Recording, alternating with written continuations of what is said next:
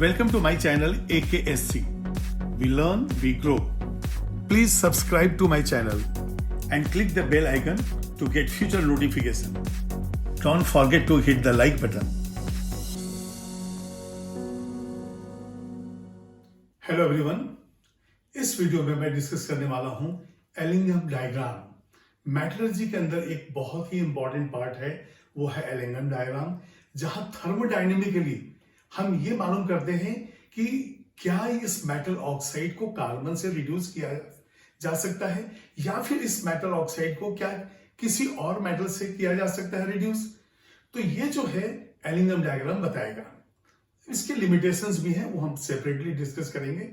तो देखिए, Ellingham diagram में जो ग्राफ है वो डेल्टा जी और टेम्परेचर के बीच में है। डेल्टा जी क्या है? ये गिब्स फ्री एनर्जी चेंज है और टी हम एब्सोल्यूट टेम्परेचर लेते हैं। तो सबसे पहले देखते हैं कि डेल्टा जी का टी के साथ क्या रिलेशन है, और इस ग्राफ के अंदर स्लोप जो पॉजिटिव और निगेटिव होगा उसके ऊपर डिस्कशन करेंगे। उसके बाद फिर कुछ एग्जांपल्स लेके उसको हम लोग एक्सप्लेन करेंगे। ठीक है, तो अभी देखिए यहां पे ये जो है ये graph between delta G and T है। एक graph between delta G and T है। अब यहां पे आपको एक चीज याद रखना है, ये relation delta G is equal to delta H minus T delta S. ये बहुत ही इंपॉर्टेंट रिएक्शन है, क्योंकि इसी से हमें मालूम चलेगा कि ग्राफ जो है उसके अंदर स्लोप पॉजिटिव है निगेटिव, क्योंकि स्लोप का बहुत बड़ा इंपॉर्टेंट रोल यहाँ पे है जो बताएगा कि कौन सा रिएक्शन फिजिबल है। जैसे आपको मालूम है कि during the bonding always gives free energy reduces. जब भी बॉन्डिंग होता है तो डेल्टा जी निगेटिव है। इसी तरह से यहाँ पे जिस रिएक्शन के लिए डेल्टा जी निगेटिव है वो ज्यादा इजीली होगा, वो मोर फिजिबल है। तो सबसे पहले देखेंगे कि डेल्टा जी का पॉजिटिव निगेटिव कैसे क्या रिलेशन है। अभी बताइए, यदि मैं कोई मेटल ले रहा हूं, ये देखिए मेटल है और इसके अंदर ऑक्सीजन के साथ कॉम्बिनेशन है, मेटल ऑक्साइड बनेगा। अब यहां पे यदि मैं ले लेता हूं MO और ऑक्सीजन 2 है, तो इसको मैं ऐसे करता हूं कि ये मेटल को 2x ले लेता हूं। ये बैलेंस्ड इक्वेशन है। ये मालूम है ये मेटल हमारे पास सॉलिड है, O2 जो है गैस है और ये भी सॉलिड है। तो डेल्टा जी निकालने के लिए हमें डेल्टा एस पे देखना पड़ेगा। अभी बताइए, मेटल ऑक्साइड जब बना, ये जो है काफी जो है टी डेल्टा एस के ऊपर डिपेंड करेगा। जब ये 1 मोल और इधर पे 0 मोल गैस है तो यहां पे डेल्टा एस निगेटिव। क्यों? क्योंकि 1 मोल ऑफ गैस और यहां पे 0 मोल यहां पे है ही नहीं, तो डेल्टा एस निगेटिव हो गया। अभी बताइए, क्योंकि नंबर ऑफ मोल्स यदि बढ़ते तो डेल्टा एस पॉजिटिव होता, तो ये डेल्टा एस निगेटिव। अब मुझे बताइए आप, इस मेटल ऑक्साइड में यदि टी हमने बढ़ाया, टेम्परेचर बढ़ाया और डेल्टा एस ऑलरेडी निगेटिव है, तो यहां पे ये जो टी डेल्टा एस है, जैसे से टेम्परेचर बढ़ाएंगे, अभी देखिए यहां पे यदि मैं टी डेल्टा एस ले रहा हूं, ठीक है, डेल्टा एस जो है निगेटिव है और ये हो गया निगेटिव, डेल्टा एस निगेटिव है। और ये तो मालूम है कि एब्सोल्यूट टेम्परेचर तो कभी निगेटिव हो ही नहीं सकता, क्योंकि 0 भी पॉसिबल नहीं है। तो टी जो है हम इसको इंक्रीज कर रहे हैं। जैसे ही आप टी को इंक्रीज करेंगे तो ये टी डेल्टा एस वैल्यू जो है ये इंक्रीज हो जाएगा। ये बात अलग है कि ये निगेटिव है, तो यहां पे टी डेल्टा एस का वैल्यू कैसा हो जाएगा? टी डेल्टा एस ये मोर निगेटिव हो जाएगा, क्योंकि डेल्टा एस निगेटिव और टी आपने बढ़ा दिया तो टी डेल्टा एस का वैल्यू जो है निगेटिव हो जाएगा। अब हमारे पास जो है delta G is equal to delta H minus T delta S है।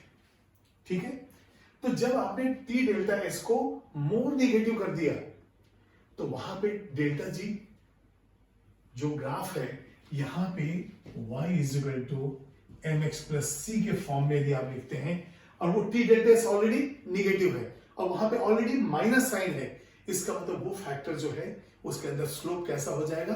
पॉजिटिव हो जाएगा। तो यदि मान लीजिए ग्राफ हम इस तरह से ड्रॉ करें, ये देखिए, और ग्राफ जो है इस तरह से चला जाए, ये मान लीजिए डेल्टा जी है और ये टी है, तो आपका स्लोप जो है आ गया पॉजिटिव। ठीक है, तो एक तो है मेटल ऑक्साइड के कंडीशन में स्लोप जो है पॉजिटिव जाएगा। जब भी मेटल ऑक्साइड बना रहा है स्लोप जो है ये पॉजिटिव जा रहा है। ठीक है, अब इसके बाद एक और चीज देखते हैं, यदि जैसे हमें कोक को लेना है कि रिड्यूसिंग एजेंट है, तो कार्बन जो है क्या बनाएगा, कार्बन मोनोऑक्साइड बनाएगा और कार्बन डाइऑक्साइड बनाएगा। यदि मैं C+O2 गिव्स CO2, देखिए यहां पे पहले मैं एक्सप्लेन करने के लिए एक मेटल ऑक्साइड का ग्राफ बनाऊंगा, एक कार्बन मोनोऑक्साइड फॉर्मेशन का और एक कार्बन डाइऑक्साइड का। जब ये तीन ग्राफ इजीली हो जाएंगे क्लियर, तो उसके बाद फिर कुछ क्वेश्चंस हम लेंगे। तो चलिए C+O2 गिव्स CO2, और जैसा कि आपको मालूम है कि delta H heat of formation जो है, पहले तो ये एक्सोथर्मिक है क्योंकि बर्निंग है, तो डेल्टा H कितना आता है -395 किलोजूल पर मोल। ये जो है CO2 के लिए डेल्टा H है। अब मुझे बताइए आप, ये सॉलिड है, ये गैस है और ये भी गैस है, तो बताइए डेल्टा N का वैल्यू कितना है, 0। यहां पे हम देखेंगे डेल्टा N क्या होगा, प्रोडक्ट का गैसियस मॉलिक्यूल माइनस रिएक्टेंट का गैसियस, सॉलिड तो कंसीडर होगा नहीं, तो डेल्टा N 1 - 1 = 0 आ गया। इसका मतलब डेल्टा S का वैल्यू 0 है, कोई चेंज नहीं हुआ इसके अंदर। तो यहाँ पे न पॉजिटिव है न निगेटिव, बल्कि डेल्टा S यहाँ पे 0 है। तो अब ये बताइए, देयरफॉर डेल्टा G क्या हो जाएगा, ये हो जाएगा डेल्टा H, ये तो 0 हो गया। अब यदि मान लीजिए डेल्टा G डेल्टा H के बराबर है और डेल्टा H कितना है -395, मतलब ग्राफ कैसा होगा, हॉरिजॉन्टल होगा। तो अब जो है दूसरे ग्राफ को हम देखते हैं।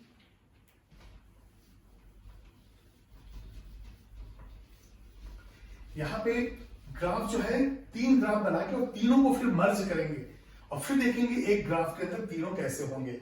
अब यहां पे देखिए, इसके लिए डेल्टा जी और डेल्टा एच बराबर है और ये वैल्यू जो है -395 किलोजूल है।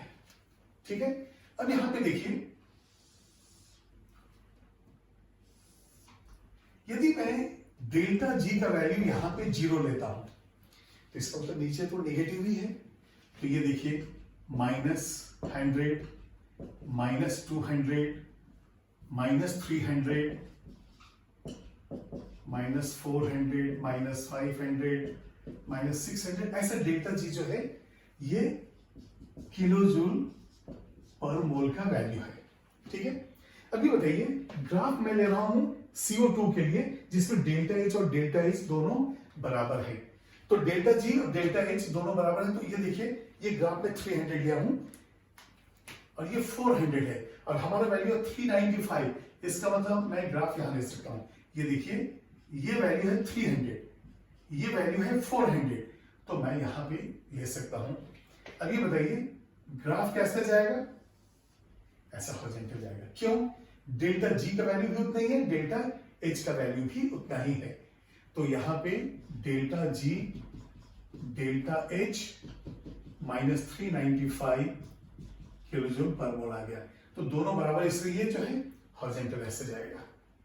अब इसके बाद यदि मैं इस ग्राफ को लेता हूं मेटल के साथ, तो चलिए एक मेटल यहां पे लेते हैं और ये मेटल जो है यहां से, ये देखिए इस तरह से जाएगा क्योंकि स्लोप पॉजिटिव है और यहां पे 2Fe + O2 गिव्स 2FeO का ग्राफ है। ठीक है, अब हमने क्या किया, उस ग्राफ को और इस ग्राफ को दोनों को मर्ज कर दिया।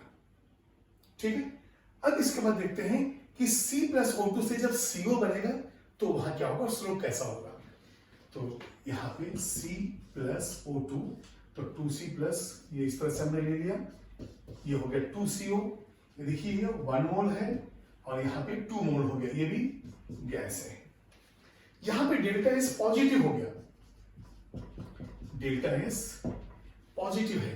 अब हमारा फॉर्मूला क्या है, डेल्टा जी, ये डेल्टा एच - टी डेल्टा से ऐसे रिलेटेड है, तो यहां पे delta G is equal to delta H - T delta S. अब ये देखिए डेल्टा इज ऑलरेडी पॉजिटिव है और वहां माइनस साइन की वजह से अब यहां पे क्या हो जाएगा, स्लोप हो जाएगा नेगेटिव। अब आएगा स्लोप इज नेगेटिव। ये बिल्कुल क्लियर है। अब यहां पे देखिए एक स्लोप पॉजिटिव है CO2 के लिए, तो यहां पे ये तो मेटल के लिए है, इसका CO2 के लिए कैसा है, हॉरिजॉन्टल है, और यहां पे जो C+O2 से CO बन रहा है इसका ग्राफ जो है नीचे जाएगा। तो अब यहां पे जो ग्राफ नीचे जाएगा तो उसको भी हम मर्ज करेंगे और एक तीसरा ग्राफ जो है बनाएंगे। तो पहले इतना नोट कीजिए, फिर मैं जो है नेक्स्ट ग्राफ बनाता हूं। अब एलिंगम डायग्राम को समझने के लिए ये दो ग्राफ हमने लिया है। देखिए फर्स्ट ग्राफ में CO से CO2 बन रहा है और वहां पे स्लोप पॉजिटिव है। डेल्टा जी सारे केसेस में नेगेटिव, क्योंकि यहां पे डेल्टा जी 0 होगा। ये ग्राफ जो है इस पे आप देखिए, ये ग्राफ C के लिए, जो ब्लू कलर का ग्राफ है C के लिए है, जहां C से CO2 बनता है। आपको मालूम है कि डेल्टा जी और डेल्टा एच दोनों बराबर है -395 किलो जूल पर मोल, इसलिए ये हॉरिजॉन्टल था। इसके बाद आप देखिए ये जो डेल्टा जी है आयरन के लिए है, ये भी देखिए निगेटिव ही है, लेकिन ये ग्राफ ऐसे जा रहा है। ये जो Fe+O2 से FeO बना, ये ब्लैक कलर का ग्राफ Fe के लिए है। और ये जो ग्रीन कलर का ग्राफ, ये ग्रीन कलर का ग्राफ वो यहां पे मैंने ड्रॉ किया है, जहां CO से CO2 बन रहा है। इस ग्राफ के अंदर सारे के सारे ऑक्साइड, ये भी ऑक्साइड है, ये भी ऑक्साइड है, ये भी ऑक्साइड है। तो अब ये एलिंगम डायग्राम बताएगा कि क्या FeO रिड्यूस होकर आयरन देगा, और यदि देगा तो कितने टेम्परेचर पे देगा। तो यहां पे सबसे पहले हम देखेंगे कि ब्लास्ट फर्नेस के अंदर, आप याद कीजिए एक्सट्रैक्शन ऑफ ब्लास्ट फर्नेस में हमने हेमेटाइट लिया था Fe2O3.2H2O। तो सबसे पहले हम देखेंगे कि वहां पे, और ब्लास्ट फर्नेस में अलग अलग हाइट पे अलग अलग टेम्परेचर जोन था। नियर द टॉयर, जहां पे हम हॉट एयर सप्लाई कर रहे हैं, वहां पे सबसे ज्यादा टेम्परेचर था, और जैसे जैसे हम ऊपर ब्लास्ट फर्नेस पे जाते हैं टेम्परेचर कम होते जाता है। तो रिएक्शन जो है अलग अलग टेम्परेचर पे होता है। तो सबसे ऊपर में जहां से चार्ज नीचे गिर रहा है, तो पहला रिएक्शन Fe2O3 प्लस CO, यहां बनेगा Fe3O4 प्लस CO2। अब यहां पे यदि हम 2 से मल्टीप्लाई करते हो तो 6, 9, 1, 10, 8, 2, 10, ये बैलेंस हो गया। और ये जो टेम्परेचर है नियरली 400 डिग्री सेल्सियस के आसपास होता है। अब Fe3O4 जो बना वो नीचे आएगा, ब्लास्ट फर्नेस से नीचे। जैसे जैसे हम नीचे जा रहे हैं वैसे वैसे जो है टेम्परेचर बढ़ते जाएगा, क्योंकि ब्लोअर जो है हॉट एयर का नीचे है। तो अब सेकेंड इक्वेशन जो है Fe3O4, यहां भी CO, आपको मालूम है कि C+O2 की CO2 बिल्कुल जहां बर्नर है वहां पे CO2 बना था, ऊपर आते ही जो है कोक से रिएक्ट किया CO बनाया। तो यहां पे बनेगा FeO, ये 3 टाइम्स है, इसको लिखिए आप CO2, 4 और 1 5 ऑक्सीजन, यस बैलेंस है ये।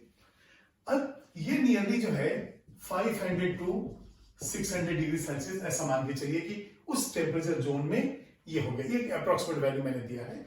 अब जैसे FeO और नीचे आया टेम्परेचर और बढ़ गया। तो अब यहां पे FeO plus CO gives Fe plus CO2। ये देखिए ये रिएक्शन अब हमारे काम का है। क्यों?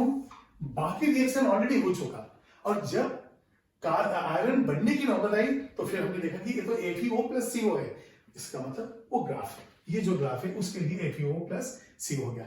अब हम देखेंगे कि ये CO रिड्यूसिंग एजेंट जैसा कब काम करेगा। अभी बताइए, ये CO CO2 बना रहा है और ये FeO बना रहा है। तो एक ऑक्साइड FeO का है, एक ऑक्साइड कार्बन का है। एक ऑक्साइड FeO है आयरन का, और ये है कार्बन का ऑक्साइड CO2।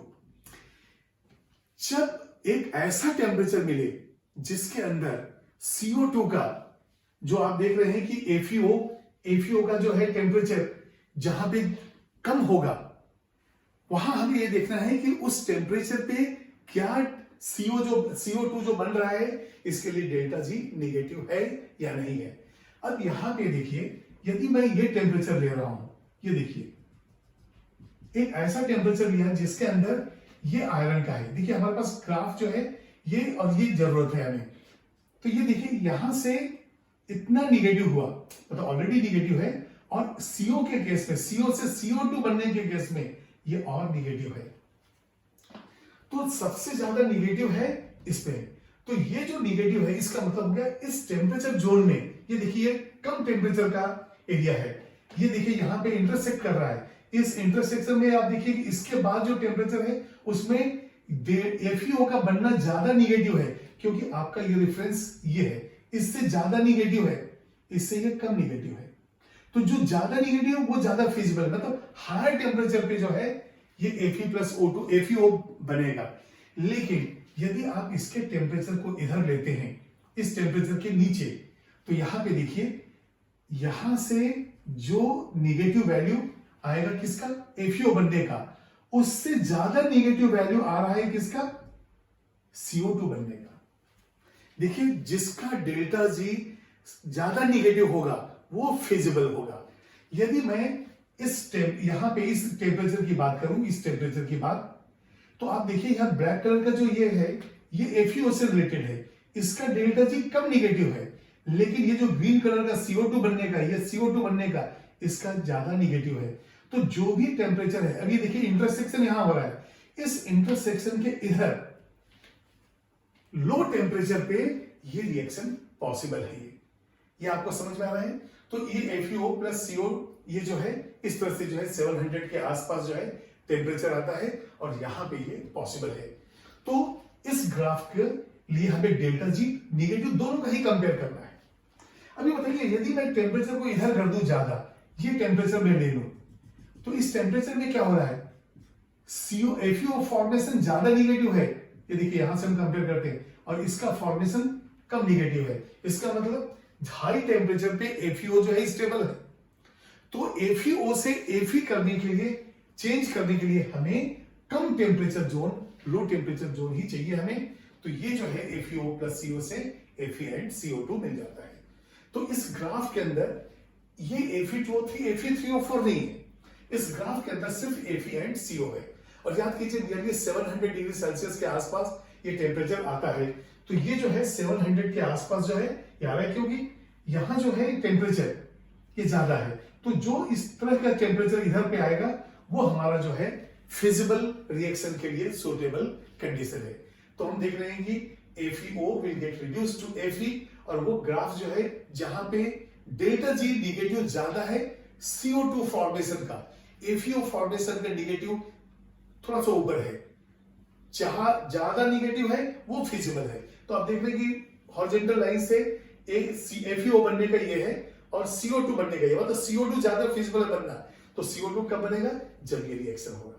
तो इस तरह से एलिंगम डायग्राम से हम ये जानते हैं कि FeO को CO यहां पे नियरली 700 डिग्री सेल्सियस टेम्परेचर है, जो कि ब्लास्ट फर्नेस के अंदर आयरन बनाने के लिए सुटेबल है। तो ये डिसाइड होता है एलिंगम डायग्राम से कि किस टेम्परेचर पे डेल्टा G ज्यादा निगेटिव है, और वो डेल्टा G निगेटिव है तो वो रिड्यूसिंग एजेंट के जैसा काम कर रहा है, नहीं वो इस तरह से होता है। उसके बाद मैं कुछ एक दो क्वेश्चन ले लूंगा तो और ज्यादा क्लियर हो जाएगा, इसको नोट कर लीजिए।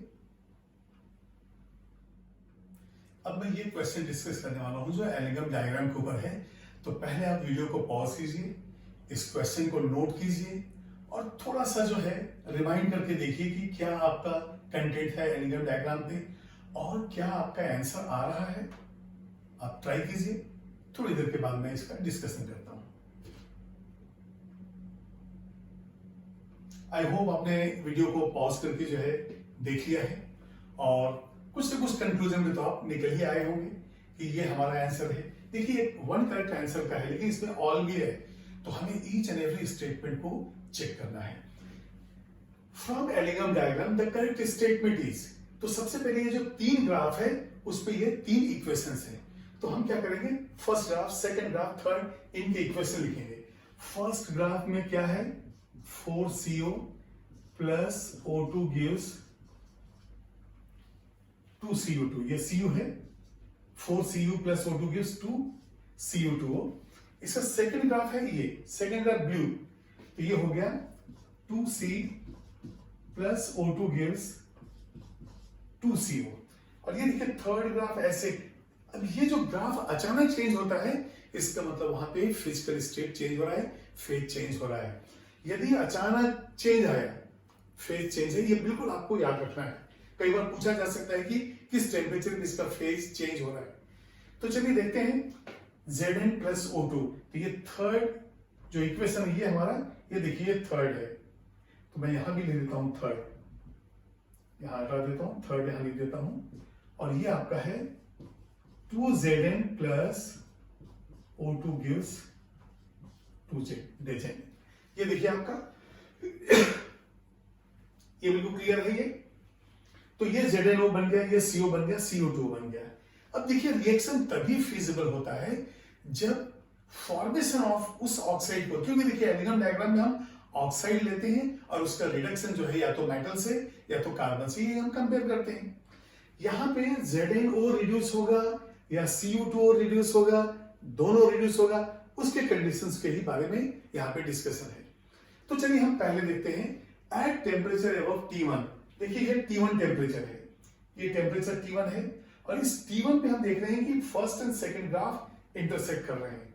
इसका मतलब ये हो गया कि T1 जो है एट टेम्परेचर अबव T1, इस टेम्परेचर के T1 का मतलब हो गया अब हम कहीं पे इस साइड में हैं। टेम्परेचर जो है अब करीब यहां पे है, ये देखिए ये टेम्परेचर हमने T1 से ज्यादा ले लिया।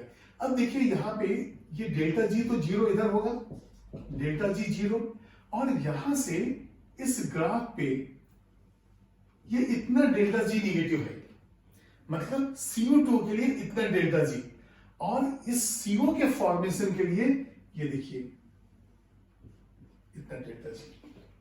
ये आपको दिखा है ग्राफ, इतना डिफरेंस, ये जीरो है, जीरो से सिर्फ इतना ही रिड्यूस हुआ किसके लिए, CO2 फॉर्मेशन के लिए, और थोड़ा सा देखिए और ऐसे बढ़ गया ये। तो जब यहां तक और नीचे आ गया, इसका मतलब हो गया ये फिजिबल है, मतलब CO जो है बनना इजी है बनिस्बत किसके, CO2 के। क्यों, क्योंकि CO2 का डेल्टा जी कम है और CO फॉर्मेशन में ज्यादा है। इसका मतलब CO2 will get reduced by carbon. क्यों, क्योंकि CO का फिजिबल है, तो कार्बन से CO कब बनेगा, जब वो CO2 से रिएक्ट करेगा। इसका मतलब हो गया कि A के लिए CO2O प्लस C, यहां से 2Cu प्लस CO, ये पॉसिबल है। और ये पॉसिबल कब है, जब टेम्परेचर T1 से ज्यादा। देखिए जब टेम्परेचर T1 से कम है तो आप देखिए कि CO का फॉर्मेशन, उसका डेल्टा जी कम है, लेकिन CO2 का फॉर्मेशन का डेल्टा जी ज्यादा निगेटिव है। ये कम निगेटिव है, ज्यादा निगेटिव है। और जब ज्यादा निगेटिव है तो लो टेम्परेचर पे CO2 बना रहेगा, वो रिड्यूस नहीं होगा। लेकिन जब हम T1 से आगे चले गए, इस टेम्परेचर से यहां चले गए, तो हम देख रहे हैं कि CO फॉर्मेशन में डेल्टा जी ज्यादा निगेटिव है। इसका मतलब ये बनेगा, और ये कब बनेगा, जब CO2 रिड्यूस होगा। तो ये जो है रिड्यूस हो गया, तो ये पॉसिबल है। तो ये तो हमारे पास आ गया, लेकिन हमारे पास ये खतरनाक चीज है ऑल, इसलिए सेकंड एंड थर्ड भी चेक करना पड़ेगा। चलिए अब देखते हैं हम लोग second. At temperature below T3, T3 देखिए यहां है, बिलो T3, यदि बिलो हम T3 की बात करें और यहां पे T3 carbon can reduce ZnO, मतलब क्वेश्चन जो है ZnO एंड CO से रिलेटेड है। तो T3 के पहले नीचे हम देखेंगे कि यहां पे डेल्टा जी ज्यादा निगेटिव है ZnO के लिए और कम निगेटिव है CO के लिए। देखिए यहां से निगेटिव निगेटिव यहां तक, यहां से निगेटिव यहां तक, या ग्राफ के इधर कहीं भी, तो ज्यादा निगेटिव जो है ZnO के लिए है। इसका मतलब फॉर्मेशन ऑफ ZnO ज्यादा पॉसिबल है ना कि CO। तो यहां पे ZnO रिड्यूस नहीं हो पाएगा कार्बन से, ठीक है। इसके बाद क्योंकि कार्बन रिड्यूस करेगा तभी वो CO बनाएगा, तो ये हमारा स्टेटमेंट रॉन्ग हो गया।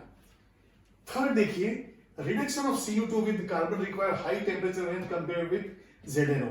अब यहां पे देखिए जब हम CO फॉर्मेशन ले रहे हैं, इसका मतलब कार्बन रिड्यूसिंग एजेंट जैसा काम कर रहा है, और जब रिड्यूसिंग एजेंट जैसा काम कर रहा है तो इसका फॉर्मेशन का डेल्टा जी ज्यादा निगेटिव होगा as compare to the other two. और यहां पे दिया है कि हाई टेम्परेचर, यदि मान लीजिए टेम्परेचर हाई है, देखिए reduction of CO2 with carbon require high temperature when compared with the reduction of ZnO। तो अब ZnO का कहां पे है, ये देखिए ZnO के लिए T3 से कम टेम्परेचर चाहिए।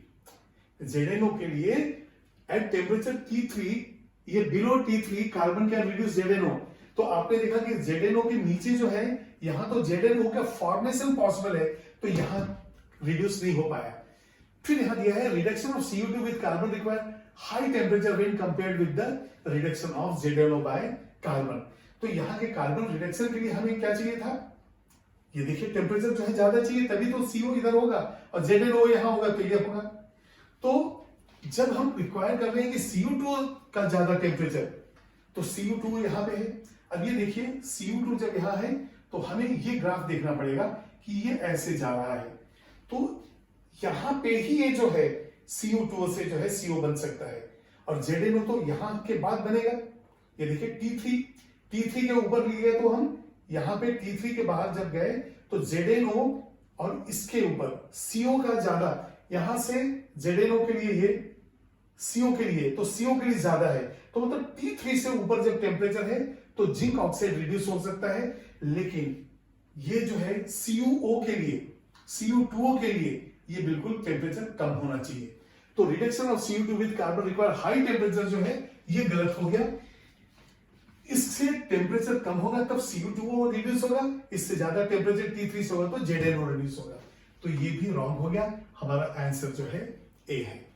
फिर से देखिए, जिस टेम्परेचर के बारे में दिया गया है उस टेम्परेचर पे जो दो ग्राफ दिया गया है, एक CO फॉर्मेशन का और एक मेटल ऑक्साइड फॉर्मेशन का, जिस ग्राफ का डेल्टा जी सबसे ज्यादा निगेटिव है वो फिजिबल होगा और उसका ऑक्साइड स्टेबल होगा।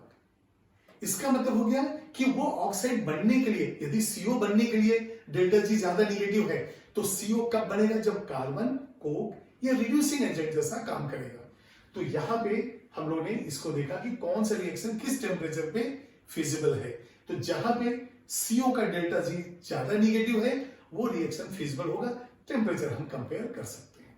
प्लीज बोलो, पहले इस क्वेश्चन को नोट कीजिए और इसमें फिर आपको सेम वही कंसेप्ट अप्लाई करना है जो पहले क्वेश्चन में हमने किया है। जिस ऑक्साइड के फॉर्मेशन का डेल्टा जी ज्यादा निगेटिव है वो पॉसिबल है ऑक्साइड स्टेबल होगा। अब यहाँ पे एल्यूमिनियम डायग्राम दिया हुआ है। अब इसमें देखते हैं, यहाँ पे aluminium magnesium carbon monoxide Al2O3CO इनके बीच का रिलेशन है। तो पहले ग्राफ देखते हैं। ये देखिए ये CO का फॉर्मेशन है और ये देखिए डेल्टा जी 0 है, यहां से इतना निगेटिव, यहां से इतना निगेटिव, यहां से इतना निगेटिव, इस तरह से हम कंपेयर करेंगे। ये Mg जो है अचानक जो ऐसा चेंज हुआ, इसका मतलब ये मेल्ट हो जाएगा। एल्यूमिनियम इस तरह से जा रहा है, कार्बन से CO इस तरह से बन रहा है। अब हम लोग देखेंगे ये जो चार temperature T1, T2, T3, T4 दिया है, इस पे ही बेस्ड क्वेश्चन है। तो पहला देखते हैं बिलो T2। अभी देखिए एल्यूमिनियम और मैग्नीशियम के बीच में, तो आपको यह चीज याद रखना है कि जैसे जैसे हम नीचे जाते हैं वैसे वैसे मोर रिएक्टिव मेटल आते जाता है। मतलब ये देखिए यहां से एल्यूमिनियम के ऑक्साइड फॉर्मेशन के लिए डेल्टा जी इतना है, लेकिन MgO बनने के लिए इतना है। तो MgO कब बनेगा, जब Mg रिड्यूसिंग एजेंट हो और अपने आप को ऑक्सीडाइज करे। तो आप देखेंगे कि नीचे वाला एलिमेंट जो है ऊपर वाले एलिमेंट को रिप्लेस कर सकता है। तो ये जैसे Mg है तो Al2O3 को MgO में कन्वर्ट करने के लिए उसको रिड्यूस कर देगा। एल्यूमिनियम कार्बन, तो फिर वहां टेम्परेचर देखना पड़ेगा। तो पहला जो क्वेश्चन है बिलो T2, चलिए बिलो T2 कहां पे है, यहां पे। इसका मतलब हम इस साइड इस ग्राफ के बारे में डिस्कशन कर रहे हैं और वहां दिया है Al2O3 Mg और Mg से MgO बना। यदि राइट साइड में MgO बना, मतलब इसके लिए MgO फॉर्मेशन के लिए डेल्टा जी ज्यादा निगेटिव है, Al2O3 के लिए कम निगेटिव है। तो अब देखते हैं ये पॉसिबल है क्या बिलो T2। तो एक काम करते हैं, हम ये टेम्परेचर ले लेते हैं। एक जो है यहाँ पे टेम्परेचर हम लेते हैं बिलो T2, ये हमने टेम्परेचर लिया। यदि हम ये टेम्परेचर लेते हैं तो ग्राफ में ये पॉइंट हो गया C के लिए, इसके लिए इस तरह से। और ये क्वेश्चन रिलेटेड है Al2O3 और Mg से, Al2O3 और Mg से। चलिए कार्बन हटा देते हैं। तो यहां पे ये निगेटिव इतना है, लेकिन Mg का ज्यादा निगेटिव है, मतलब MgO फॉर्मेशन जो है मोर इजियर है देन Al2O3। यदि मान लिए MgO का फॉर्मेशन मोर इजियर है तो ये रिएक्शन होगा, इसका मतलब Al2O3 will be reduced by Mg। तो पहला जो है ये करेक्ट हो गया। अब देखते हैं दूसरा बिलो T3, हमारा T3 कहां है, यहां पे है। इसका मतलब हमने इस टेम्परेचर को लिया है, इस टेम्परेचर को लिया और दिया है बिलो T3, और यहाँ पे MgO एंड CO के बीच का रिएक्शन है। तो हमें देखना है कि MgO का ज्यादा डेल्टा G है निगेटिव या CO2 पर ज्यादा डेल्टा G निगेटिव। यदि CO2 पर ज्यादा निगेटिव होगा तो ये रिएक्शन पॉसिबल है। देखते हैं, ये T3 हो गया बिलो T3, तो यहाँ पे Mg एंड CO के बीच का है। तो ये देखिए, यदि मान लिया मैं ये टेम्परेचर ले, चलिए इसी टेम्परेचर को ले लेते हैं। तो यहाँ पे आप देखिए C का ये है और Mg का ये वैल्यू है। तो Mg का ज्यादा निगेटिव होने की वजह से MgO बना रहेगा, MgO को रिड्यूस हम नहीं कर पाएंगे। यदि CO का फॉर्मेशन डेल्टा G ज्यादा होता तब रिएक्शन होता। तो यहाँ पे Mg के लिए डेल्टा G ज्यादा निगेटिव है, इसलिए ये रिएक्शन पॉसिबल नहीं है। ये आपको समझ में आया है? यदि CO2 बने तो इसके लिए इसका डेल्टा G निगेटिव ज्यादा चाहिए, लेकिन नहीं बनेगा। क्यों? क्योंकि MgO का ज्यादा निगेटिव है। ठीक है, अब देखते हैं above T4 Al2O3 CO, यहां पे CO से CO2 है ही नहीं, यहां पे तो CO2 बनना चाहिए। तो ये लिमिटेशन हो गया कि इस ग्राफ में हमें ये मालूम नहीं चलेगा कि CO से CO2 बनेगा कि नहीं, क्योंकि CO2 के फॉर्मेशन में डेल्टा G नहीं दिया है। तो इससे हमें कोई इंफॉर्मेशन नहीं मिलेगा। फिर है below T1 MgO is in the liquid state. अब ये देखिए MgO, ये तो पहले सॉलिड है और ये T1 के बाद ये लिक्विड में फेज चेंज हो। मैंने कहा जैसे ही ग्राफ का नेचर चेंज होता है, अब मान के चलिए यहाँ पे फेज चेंज हो रहा है। तो T1 के नीचे जो है ये सॉलिड है और उसके ऊपर जो है ये जो है लिक्विड हो जाएगा। तो यहाँ बिलो T1 दिया है, इसलिए ये भी रॉन्ग हो गया। तो ये जो है क्वेश्चन एलिंगम डायग्राम से इस तरह से हम सॉल्व करते हैं। Please note down this one.